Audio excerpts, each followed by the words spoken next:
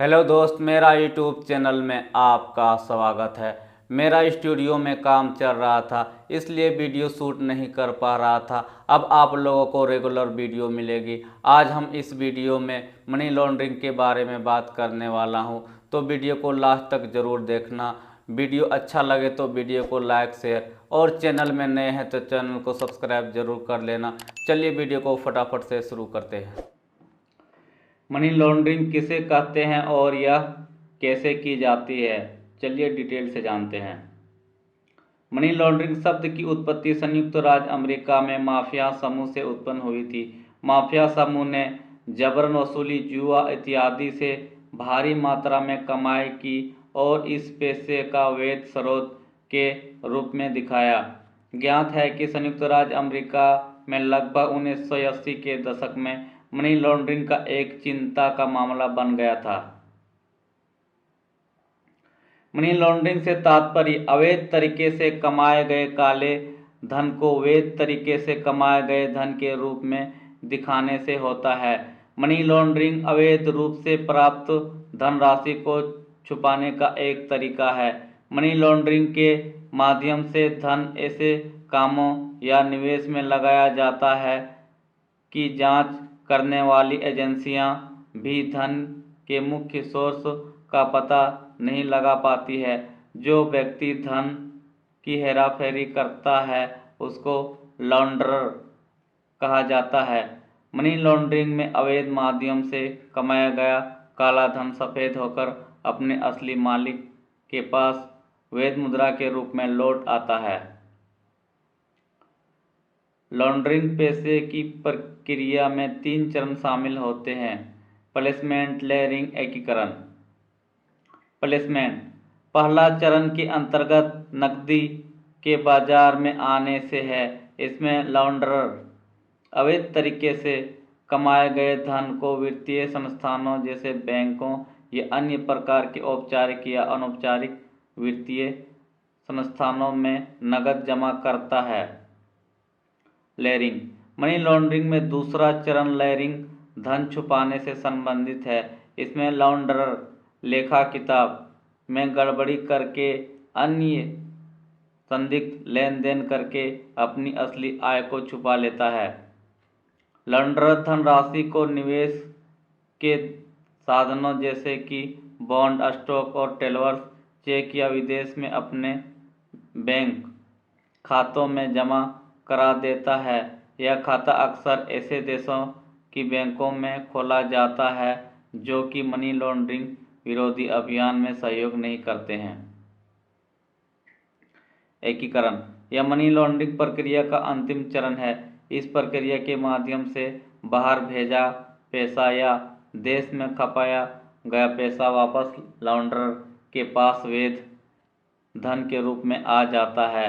ऐसा धन अक्सर किसी कंपनी में निवेश, अचल संपत्ति खरीदने, लग्जरी सामान खरीदने या आदि के माध्यम से वापस आता है। मनी लॉन्ड्रिंग में कौन कौन सी गतिविधियां शामिल की जाती है? मनी लॉन्ड्रिंग करने के कई तरीके हो सकते हैं, जिसमें एक सबसे अहम फर्जी कंपनी बनाना, जिसे सेल कंपनियां भी कहा जाता है। सेल कंपनियां एक वास्तविक कंपनी की तरह एक कंपनी होती है, लेकिन वास्तव में इसमें कोई संपत्ति नहीं लगी होती है और ना ही इसमें वास्तविक रूप में कोई उत्पादन कार्य होता है। दरअसल ये सेल कंपनियां केवल कागजों पर ही अस्तित्व में होती है, वास्तविक दुनिया में नहीं। लेकिन लॉन्ड्रर इन कंपनियों की बैलेंस शीट में बड़े बड़े लेन देनों को दिखाता है, कंपनी के नाम पर लोन लेता है, सरकार से टैक्स में छूट लेता है, आयकर रिटर्न नहीं भरता और इन सब फर्जी कामों के माध्यम से वह बहुत सा काला धन जमा कर लेता है।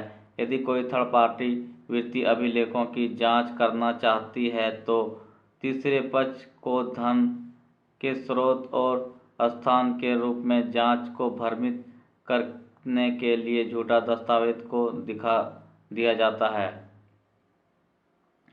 मनी लॉन्ड्रिंग के अन्य तरीकों में शामिल है किसी बड़े मकान, दुकान या मॉल को खरीदना, लेकिन कागजों पर उसकी कीमत कम दिखाना, जबकि उस खरीदी गई कम संपत्ति की वास्तविक बाजार कीमत कहीं ज़्यादा होती है। ऐसा इसलिए किया जाता है ताकि कम कर देना पड़े। इस प्रकार की चोरी के माध्यम से भी काला धन जुटाया जाता है।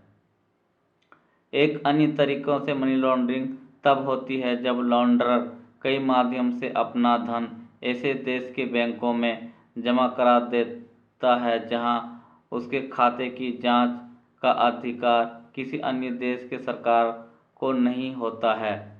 इसका सबसे बड़ा उदाहरण है स्विट्जरलैंड, जहां पर बड़ी संख्या में भारतीय का काला धन जमा है जो कि मनी लॉन्ड्रिंग करके कमाया गया। भारत में मनी लॉन्ड्रिंग के लिए कानून। भारत में मनी लॉन्ड्रिंग कानून 2002 में अधिनियमित किया गया था, लेकिन इसमें 3 बार संशोधन 2005, 2009, 2012 किया जा चुका है। 2012 के आखिरी संशोधन को 3 जनवरी 2013 को राष्ट्रपति की अनुमति मिली थी और यह कानून 15 फरवरी से लागू हो गया। PAML संशोधन अधिनियम 2012 अपराधों की सूची में धन को छुपाना, अधिग्रहण, कब्जा और धन का क्रिमिनल कामों में उपयोग इत्यादि को शामिल किया गया। PMLA 2002 में RBI, सेबी और बीमा विनियामक और विकास प्राधिकरण को PMLA के तहत लाया गया और यह इसलिए इस अधिनियम के प्रावधान सभी वित्तीय संस्थानों, बैंकों, म्यूचुअल फंडों, बीमा कंपनी और अनेक वित्तीय मध्यस्थों पर लागू होते हैं।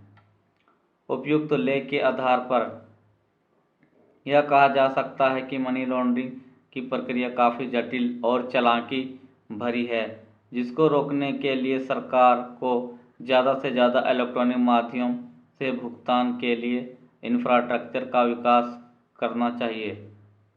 मनी लॉन्ड्रिंग नामक शब्द ने भारत में राजनीतिक कोहराम मचाया हुआ है। भारत में मनी लॉन्ड्रिंग को लोकप्रिय रूप में हवाला देने के रूप में जाना जाता है। भारत में यह सबसे ज़्यादा लोकप्रिय 1990 के दशक के दौरान हुआ था, जब इसमें कई नेताओं के नाम उजागर हुए थे।